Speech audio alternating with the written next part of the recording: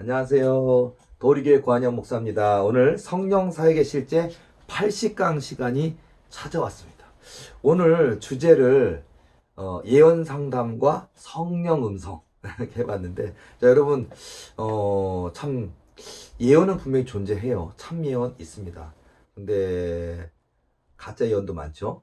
그리고 그릇이 아직 준비 안 된 예언자들도 있어요. 그러면 이제 그런 예언자들한테 잘못 물어보면 큰일 납니다. 근데 어쨌든 그러나 예언 사역은 있습니다. 예언 은사도 있습니다. 그리고 어떤 예언을 통해서든지 또 하나님께서 성령께서 주시는 성령의 음성도 있어요. 자, 그래서 오늘 이제 제가 이 말씀드리고 있는 시쿤 이야기가 뭐냐면, 하나님께서 오늘 저와 여러분의 삶에 내 마음의 중심 같은 걸 보셔요. 그리고 내 마음이 어떠한 마음을 갖고 있는지, 또는 생활 속에서 뭐 정직한지, 성실한지, 열심히 있는지, 겸손한지, 온유한지, 이게 굉장히 중요하다고요. 제가 뭐 여러 차례, 수백 차례 똑같은 동일한 메시지일지 모르겠는데요. 많은 사람들은 복 받고 싶어 하셔요. 많은 사람 응답 받고 싶어요. 그런데 여전히 교만해요. 또 다른 사람 안중에도 없어요. 나만 잘났어요. 나만 똑똑해요. 근데 우리는 나보다 남을 낫게 여기고 겸손하고 온유한 예수님의 옷을 입고, 그 굉장히 중요하다는 걸 모르더라고요. 항상 그런 모습, 그러니까 겸손하고 온유해야 된다.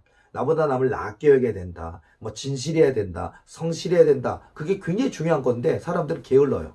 뭐 영적 게으름도 있어요. 기도 안 한다든지 예배를 소홀히 한다든지 영적 게으름도 있고, 또 여러 가지 진짜 뭐 가게를 차렸으면 아침 일찍 일어나서 좀 문 열고 좋은 재료 사서 준비하고 뭐 이런 게 있어야 되는데 게을러요. 그냥 사업만 잘 되길 원해요. 안 된다니까요. 손님이 찾아왔을 때 안녕하세요 하고서는 또 오게끔 만드는 게 있어요. 밥 한 공기 서비스도 있을 수 있고요. 아니면 물 한 컵을 들 때도 아유 뭘 주문하시겠어요? 라고 친절히 물어봐주고 물 한 컵 예쁘게 놔주는 게 있어야 되는데, 물컵도 닦지 않아서 막 기름 둥둥둥 떠있고 지저분하고 그냥 물도 그냥 턱 갖다 놔버리고 그러면 불친절하거든요. 그리고 메뉴도 좀 개발하면서, 메뉴도 뭐 조금 별것 아닌 것 같아 보이지만 양파 하나 더 넣어서 끓여줘 봐요. 육수가 달라져요. 근데 그 양파 하나 아끼려고 그냥 조미료만 막 집어넣고 만들면 맛없어요. 근데 그런 것들 하나처럼 우리가 생활 속에서도 친절함이라든지 그게 어떤 성실성이라든지 부지런함이라든지 있어야 되거든요. 그것이 우리 하나님 앞에 진실함이 있어야 되겠고. 근데 이 시대 사람들은 교회는 다녀요. 집사님, 권사님, 장로님이에요. 복만 받고 싶어요. 근데 생활 속에서 보면 부부싸움 맨날 하고, 맨날 하나님이 있네 없네 하면서 갈등하고, 뭐 11조를 하네 안 하네 아까워 죽겠네 이런다니까요. 정말 11조로 심는 사람 필요합니다. 하나님이 복 주십니다. 예배를, 그러니까 하나님을 존중히 여기는 자를 하나님도 존중히 여겨 주십니다. 그러니까 예배가 살아 있어야 되는데 예배가 껍데기라고요. 예배 시간에 늦게 오고 중간에 들어와서 축도도 하기 전에 가고 이런 사람 얼마나 많은지 몰라요. 나의 예배는 살아있는가? 굉장히 중요한 얘기예요. 자, 성경 말씀을 몇 개 얘기를 드릴게요. 이사야서 26장 7절 말씀 보면, 의인의 길은 정직함이요 정직하신 주께서 의인의 첩경을 평탄하게 하시도다. 잠언 14장 11절 말씀 보면, 악한 자의 집은 망하겠고 정직한 자의 장막은 흥하리라. 잠언 15장 19절 말씀 보면, 게으른 자의 길은 가시 울타리 같으나 정직한 자의 길은 대론이라. 시편 84편 11절 말씀 보면, 여호와 하나님은 해요 방패이시라. 여호와께서 은혜와 영화를 주시며 정직하게 행하는 자에게 좋은 것을 아끼지 아니하실 것임이니이다. 잠언 11장 1절 말씀 보면, 속이는 저울은 여호와께서 미워하시나 공평한 추는 그가 기뻐하시느니라. 신명기 25장 15절 말씀 보면, 오직 온전하고 공정한 저울추를 두며 온전하고 공정한 되를 둘 것이라. 그리하면 내 하나님 여호와께서 내게 주시는 땅에서 내 날이 길리라. 잠언 16장 11절 말씀 보면, 공평한 저울과 접시 저울은 여호와의 것이요 주머니 속의 저울추도 다 그가 지으신 것이니라. 성경이 길 거 많죠? 하나만 더 할게요. 잠언 20장 23절 말씀 보면, 한결같지 않은 저울추는 여호와께서 미워하시는 것이요 속이는 저울은 좋지 못한 것이니라. 우리가 어떤 사업을 하든 뭐 일터에서 가게에서 일을 하든 정직함이 굉장히 중요한 거예요. 또 속이는 저울은 여호와께서 미워하신다는 것처럼 또 사업할 때도 정직함이 필요하겠지만 신앙생활할 때도 하나님 앞에 정직함이 얼마나 중요한지 몰라요. 자, 예를 들어서 지금 많은 목사님들이 저에게 전화를 하십니다. 관현 목사에게 전화를 주시기도 하고 부러워하십니다. 제 손에 나타나 있는 이런 성령의 권능을 부러워하십니다. 저도 신기해요. 저는 꿈꾸는 것 같기도 하고요. 기적 같기도 하고요. 만화 같기도 하고요. 영화 속의 주인공 같기도 하고요. 신기하기도 하고 놀랍기도 합니다. 제가 이렇게 손을 이렇게 이제 환자를 놓고 기도하잖아요. 그러면요. 제 이 머리 등 뒤에 뭐 태양이요. 이렇게 큰 태양이 이게 딱 그래서 이글이글거리는 태양이 저를 갖다 비추는 게 느껴져요. 그 뜨거움이 얼마나 뜨거운지 몰라요. 무슨 뭐 우리가 뭐 찜질방 가면 무슨 뭐 숯불 사우나 그런 데 있잖아요. 뭐 이렇게 저울 같 이렇게 뭐 넣고 뭐 시계 모래시계 딱 놓고서 5분 버티기 힘들잖아요. 너무 뜨거워서 그런 뜨거움이 제 뒤에서 확 비추면서 제 손을 통해서 불이 들어간다고요. 불치병이 치료된다고요. 죽은 세포가 살아난다고요. 암세포가 죽는다고요. 그리고 뭐 귀신들입니다. 조현병이다 해서 10년, 20 동안 고침받지 못하고 계속 사단에게 눌려서 고통받는 그 가족들이 볼 때는 아, 얘 너는 조현병이야. 너는 어떤 강박증 있는 조현병이야. 이렇게 아니면 여러 가지 너는 이렇게 어떤 환청이 보이는 조현병이야. 그래서 고치지 못해서 일상생활 못하던 그런 사람이 저에게 찾아와서 기도받을 때 그 안에 있던 것들이 정신병이 아니라 조현병이 아니라 그 안에 들어있는 귀신의 정체가 확 드러나 버린다고요. 너는 누구냐? 내가 얘기하면요. 아, 나는 바알세불이야. 막 루시퍼에 나온다니까요. 그리고 나서 내가 무서워 안 무서워 그러면 막 덜덜덜덜덜 떨면서 막 이를 닥닥닥닥 하면서 무서워해요. 제 영상 같은 거 몇 개 있잖아요. 그 지금 영상 같은 거 올린 게 제가 사역하는 100개 중에 한 개라고 생각하시면 돼요. 그렇게 맨날 하고 있는데 다 저도 찍어도 됩니다. 저의 영상 올려도 됩니다 하는 사람 별로 없어요. 부끄럽습니다. 창피합니다. 저 시집 가야 됩니다. 하지 마세요. 저도 권사인데, 내 얼굴 다른 친척이 볼까 부끄럽습니다. 안 한다고요. 몇몇 용기 내는 몇몇 분들이 올리는 영상이. 그렇게 매일 저는 그런 영상 속에 있는 이야기들이 저는 매일 하는 일이에요. 수요일, 금요일 같은 경우는 15팀, 20팀 하고요. 주일날 같은 경우는요, 50팀, 60팀을 한다고요. 엄청 많이 하죠. 자, 매일 한다고요, 그런 일들을. 그래서 이렇게 치유하고 있어요. 치유하고 있고, 귀신을 쫓아내고 있고, 그리고 고침 받으니까, 좋아지니까 저희 교회 교인으로 다 등록해버린다니까요. 그 교인이 막 늘어나고 있어요. 엄청 늘어나고 있어요. 하여튼, 제가 볼 때는요, 그렇게 해서, 그렇게 많은 권능에 대해서 부러워하시는 분이 있는데, 제가 그래요. 22년 동안 하나님 한 분만을 믿고 기도할 수 있겠습니까? 이렇게 물어보고 싶어요. 왜 22년이냐면 제가 개척교회를 시작하고 전도사란 타이틀을 가지고 시작한 연수로부터 오늘까지 22년 목회했어요. 도리교회 담임 전도사로 목사로 22년째 하면서 저에게는 말할 수 없는 고난, 아픔, 눈물, 기다림의 시간, 재정의 연약함, 개척교회 어려움 다 겪으면서 하나님이 주신 크고 놀라운 꿈과 언약을 주셨는데 포기하지 않았다고요. 그리고 끝까지 하나님을 신뢰하고 기도했다고요. 이게 저의 신앙의 정직함이에요. 신앙의 끈기와 인내고요. 여러분들은 각오가 되어 있으십니까? 개척한 지 3년 됐다고요? 5년 됐는데 어렵다고 힘들다고요? 그래서 하나님께 입이 이만큼 나오고 원망하고 있다고요? 그렇게 해서는 안 돼요. 끝까지 하나님의 약속을 믿으시고 있습니까? 장로님, 권사님 중에도요, 뭐 젊은 날에부터 아가씨 때부터 총각 때부터 또 집사 때 이렇게 언약 주신 분이 있어요. 근데 아직 안 이루어졌다고. 될까요? 저 됩니다, 지금. 저희 교회 지금 일주일에 1억씩 들어오고 있고 하루에 1억씩 들어오고 있고 어떤 날은 막 5억, 6억씩 들어오고 있고요. 진짜로요. 거짓말 같은 일이 벌어지고 있고요. 전국 각지에서 심지어는요. 뭐 독일에서, 일본에서, 미국에서 들어오고 있어요. 많은 분들이 돕고 있고 기도로 돕고 있고 물질로 돕고 있고요. 11조를 보내시고요. 심지어는 몇 억이라는 큰 금액들을 헌금하시고 하시고요. 저희 교회 하나님께서 많은 분들을 붙이신 역사 있고요. 한 주에 10가정씩 등록되고 있고요. 그런 거대한 역사가 지금 시작됐다고요. 저희 교회. 그리고 제 손에는요. 상상할 수 없는 성령의 권능이 충만하게 일어나서 기도할 때 병이 고쳐진다고요. 기도할 때 귀신이 떠나간다고요. 조작하는 거 아니고요. 조작할 수가 없죠. 우리 교인들이 다 보는데. 우리 교인들 다 보고 있는데 제가 그걸 갖다 영상 조작을 합니까? 안 된다고요. 다 본다고요. 제가 손을 얹으면 귀신이 깍 하고 쓰러져 버려요. 그냥. 벌벌벌벌 떨면서 으악 하고서 나간다고요. 불리다. 성령의 불이다. 성령의 권능이다. 하고서 지네들이 무서워서 다 죽어버려. 우리는 다 죽는다 그런다니까요. 말로만 그런 게 아니라 다 죽어버려요. 진짜로. 그리고 귀신이 떠나가서 고쳐져 버려요. 제정신이 돌아온다. 기적이 일어나고 있습니다. 네. 그래서 제가 말씀드린 거예요. 22년, 저에게 있어서 22년이지만 22년 동안 믿고 기도할 수 있겠습니까? 22년 동안 하나님 한 분 앞에 내 마음과 중심을 드리고 어려움이 있고 고통이 있고 고난이 있지만 끝까지 하나님을 신뢰할 수 있겠습니까? 이런 게 필요하다는 거예요. 그리고 예를 들어서 저는 은사가 지금 성령의 권능을 주셨지만 은사는 이미 있었어요. 주셨어요. 전도사 때도 있었어요. 개척교회 초년 시절에도 있었어요. 신윤사도 있었어요. 그때도 병 고치는 은사 이미 있었어요. 주셨다고요, 하나님.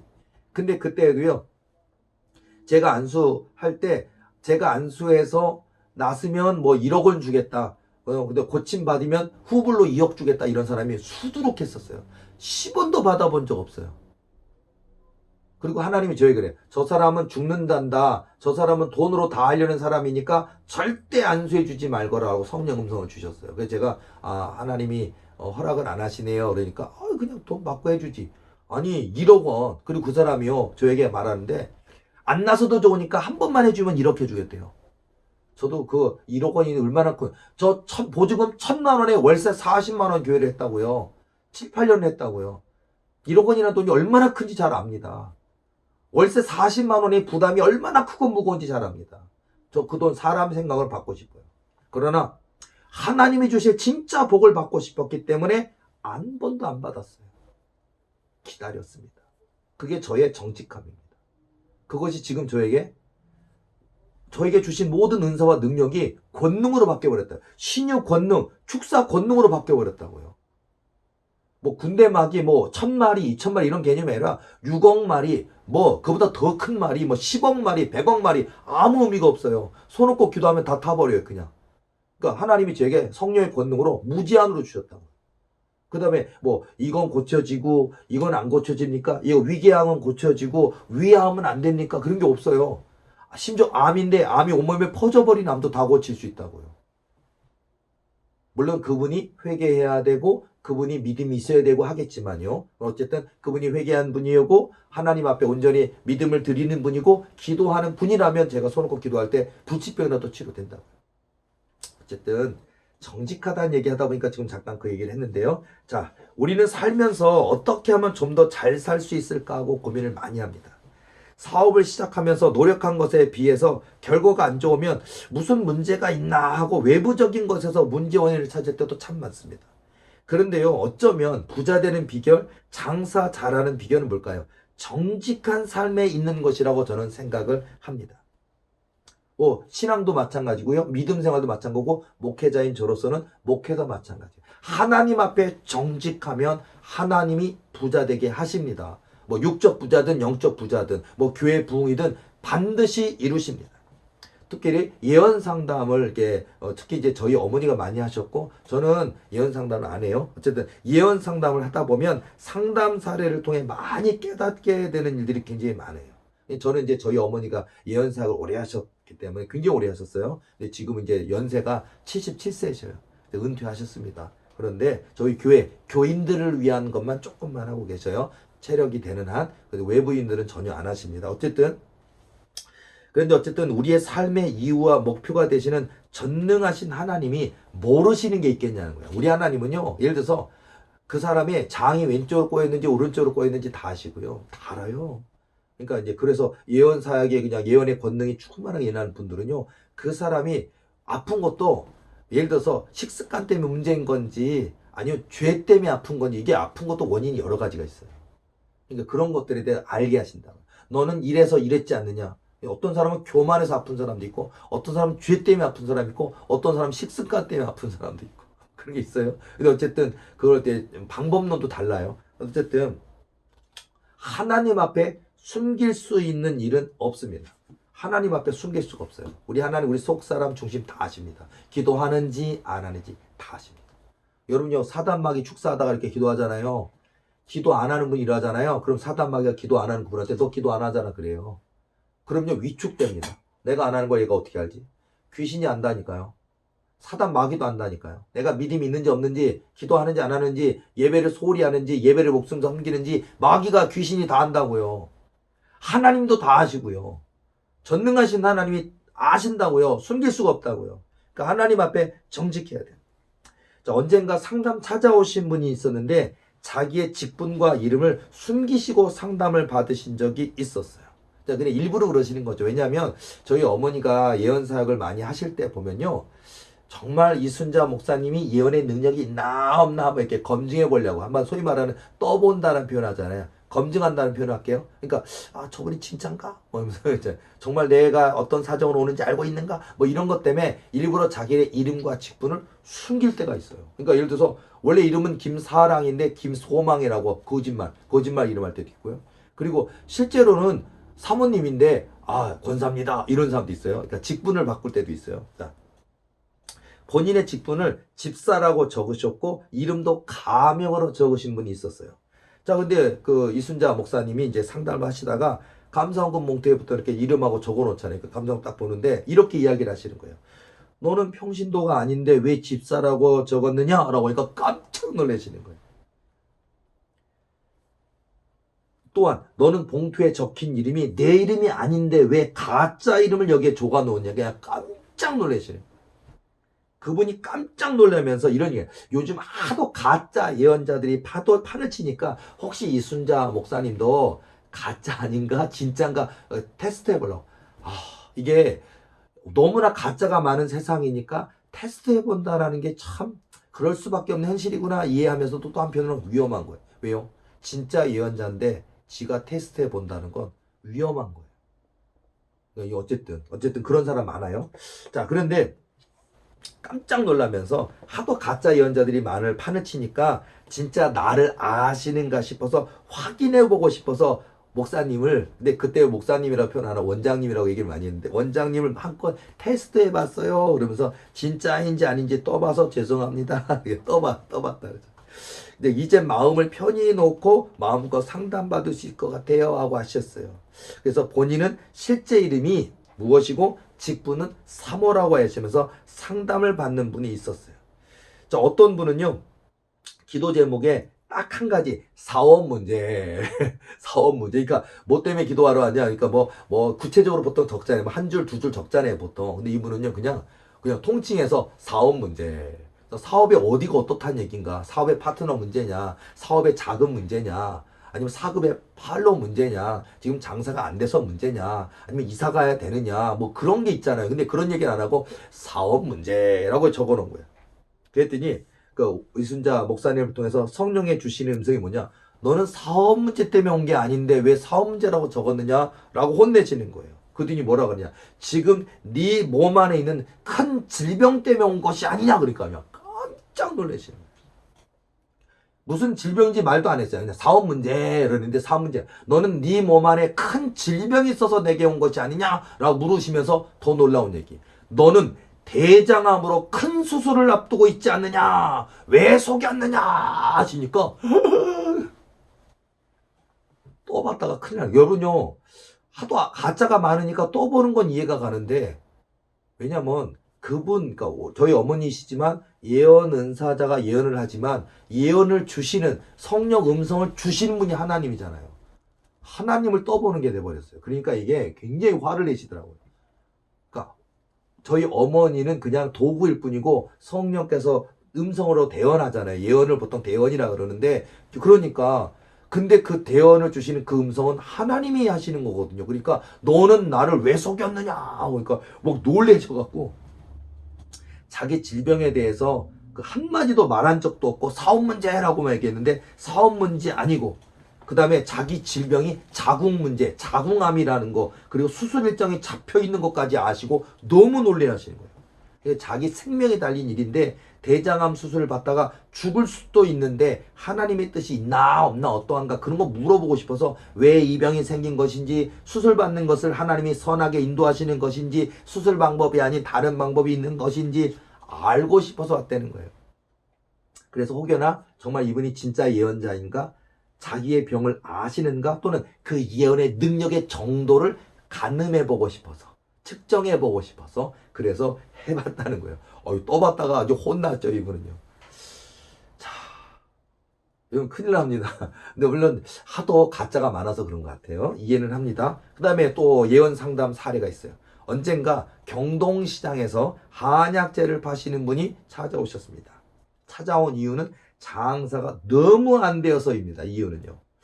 그리고서는요, 이분은 이름을 속이거나 기도 제목을 속인 것은 아니에요. 이름도 모아무개 집사 정확하고, 그 다음에 경동시장도 맞고, 한약재 파는 분도 맞고, 문제도 장사가 너무 안 돼서요 라고 정확하게 얘기했어요. 그런데 이순자 목사님을 통해 듣게 된 성령님의 음성을 듣고 그분은 너무나 놀라고 또 놀라셨습니다. 왜 그런지 아세요? 성령의 음성이 딱 두 가지를 알려주세요. 왜 사업이 어렵습니까? 어떻게 해야 됩니까? 그러니까 사업이 안 어려우려면, 사업이 잘 되려면 어떻게 해야 되냐? 그거죠, 결국은. 사업이 너무 어려워서 온 거예요. 그러니까 사업이 안 어려워지려면, 좋아지려면 어떡합니까? 라고 물어봤더니 성령의 음성으로 딱 하나님이 말씀해 주시는 거예요. 이순자 목사님을 통해서. 첫 번째, 속이지 말아라 하시는 거예요. 두 번째, 원산지 표기를 꼭 하라 라고 하시니까 깜짝 놀라시는 거예요. 야, 그분이 어떻게 사업을 하시는지 하나님이 훤히 다 알고 계신다는 거예요. 그러니까 그분은 제가 저를 속이는 것을 어떻게 하셨을까요? 그러니까 자기 경동시장에 한약재 하시는 많은 분들이 다 속인대요. 그러니까 아름 속인다 그러잖아요. 다 속인대. 몇 g씩 다 속인대요. 그리고 뭐 적당하게, 그러니까 저울 자체를 뭐 5g, 10g 이렇게 딱 해놓고서는 올리면 딱 정확한 저울 같아 보이지만 조종해 놓은 거예요. 근데 다른 시장도 다 그렇게 해요. 다른 한약방도 다 그렇게 해요. 그러면서 하는데 하나님은 속이지 말아라. 첫 번째, 속이지 말아라. 두 번째, 원산지 표기라. 차라리 중국산이면 중국산이고, 뭐 이탈리아산이면 이탈리아산이고, 국내산이면 국내산이고, 국내산 강원도 속초인지 설악인지 정확히 하라는 얘기예요. 근데 자기는 중국산을 국내산이라고 속였고, 수입산의 싼 약재를 국산의 최고 한약재라고 하고 속여 팔았다고 이실직고를 하십니다. 저울에 눈금을 조절해서 몇십 g씩 줄여서 팔았다라고 이렇게 고백을 하시더라고요. 이실직고를 하시더라고요. 손님들이 왔다 갔다가 물건만 보고 만지작거리다가 사지 않고 가니까 속상했다고 얘기하면서, 그리고 또 이때가 오래전이에요. 그래서 아직 사업장에서, 요즘은 또 이 일반 재래시장조차도 원산지 표기제가 지금은 있지만, 물론 지금 표기제를 해도 속인 사람 있지만, 그 당시만 해도 원산지 표기가 법으로 제정되기 전이었던 시절이라 더욱 그랬다라는 거예요. 하나님은 이분에게 말씀해 주시는, 네 사업장에 찾아온 고객들이 뭐든지 믿고 살 수 있도록 원산지 표기를 솔직하게 분명히 하라라고 이야기를 해 주시는 거예요. 그러면 저울 속이지 말고, 원산지 속여 팔지 말고, 모든 물건에 수입산인지 원산지인지, 어디에서 원산지는 어디인지, 가격은 얼마인지 정확히 라벨 이름표 붙여 팔면 장사가 잘 될 것이다 라고 위로와 격려를 해주시는 거예요. 이게 아직 원산지 뭐 표시 법 제정하기 전인데도 하나님은요, 이때부터 벌써 원산지도 어디, 국내산이라도 어딘지 정확하게 하라는 거예요. 근데 사람들은 그걸 보면 더 신뢰를 한다는 거예요. 자, 제가 예언 상담 사례 몇 가지 얘기 드렸죠. 우리 하나님의 사람들, 특별히 믿음의 형제 자매들, 세상은 우리를 속이려 해도 하나님이 보고 계신다는 확실한 믿음으로 정직하게 살아가야 됩니다. 하나님은 복을 주시고 세상 사람들도 그 정직함을 분명 알아보게 되는 날이 있습니다. 정직하면요. 정직이 살 길이고 정직이 부자가 되는 뿌리가 되는 기초라고 믿습니다. 하나님이 보시기에 정직한 공정한 저울 같은 마음을 가진 정금 같은 그릇이 되어야 될 줄로 믿습니다. 부족하지만 저 또한 22년을 바보처럼 정직했습니다. 바보처럼 순종했습니다. 바보처럼 기다렸습니다. 근데 하나님은 상상할 수 없는 성령의 권능을 주셨습니다. 그 옛날 옛죠. 여의도 순복음교회가 급성장하면서 부흥하던 그 시절의 그 성령의 권능이라고 하시더라고요. 여의도 순복음교회가 그렇게 막 수십만, 뭐 최고 때 70만까지 성장했다 그러는데 그 부흥을 저에게 주신대요. 정직함 때문에요. 22년의 정직함 때문에 주신다 그러면서 성령의 권능을 주셨고, 지금 아직 70만 명은 안 됐지만 저희 교회 지금 올 한 해만 해도 3,000명 되는 역사로 지금 진행하고 있습니다. 한 주에 또는 하루에 1억씩 들어오고 있습니다. 하나님의 역사는 저에게도 시작됐습니다. 정직함이 살 길입니다. 하나님 앞에 믿음의 정직함, 기도의 정직함, 예배의 정직함으로 나아가시는 것. 이게 능력의 비결이고 하나님께 응답받는 비결이고 하나님을 기쁘시게 드리는 비결이라는 거예요. 하나님이 보시기에 정직한 사람 되시기 바랍니다. 오늘 저와 저의 강의가 여러분에게 큰 은혜가 됐고 도움이 되었다 읽어주시면 구독과 좋아요 부탁합니다. 하나님이 보시기에 정직한 사람, 하나님 보시기에 정직한 일꾼, 하나님 보시기에 정직한 그런 일꾼들이 되시는 저와 여러분 되시기를 바랍니다. 저는 다음 주에 더욱더 재밌고 유익한 강의를 가지고 돌아오도록 하겠습니다. 수고하셨습니다.